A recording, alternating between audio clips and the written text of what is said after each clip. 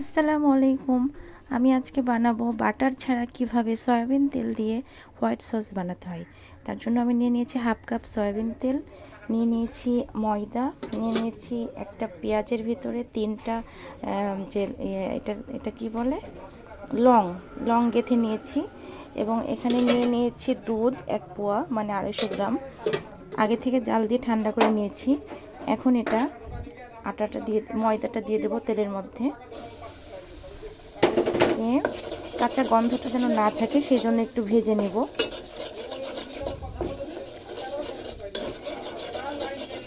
ময়দার মধ্যে আমি গোলমরিচটাও দিয়ে দিয়েছিলাম, গোলমরিচটা দিয়ে দিয়েছি কারণ একটা ফ্লেভার সুন্দর হবে, গোলমরিচের গুঁড়া লাগবে। এইভাবে অনেক বেশি এখানে বাটার, ঘি এবং কি সয়াবিন তেল দিয়েও করা যাবে, এটা কোনো সমস্যা নাই। আমার এইভাবে আস্তে আস্তে নাড়তেই হবে, অনেকক্ষণ নাড়তে হবে যেন কাঁচা গন্ধটা না থাকে।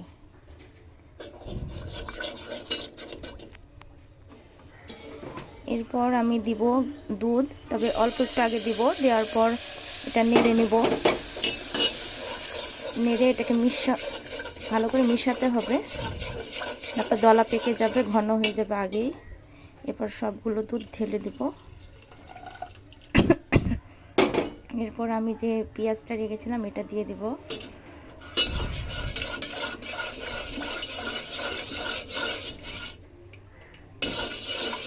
এবার এটাকে নাড়তে হবে, তারপর এটাকে লবণ দিতে হবে, স্বাদ মতো লবণ আমি দিয়ে দিলাম।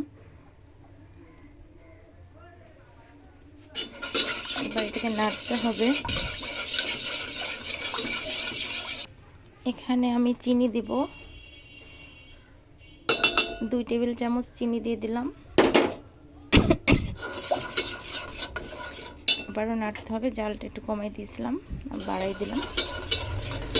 অতিরিক্ত জাল বাড়িয়ে দেওয়া যাবে না, সামান্য মিডিয়াম আছে এটাকে নাড়তে হবে, না তো দলা পেকে যাবে।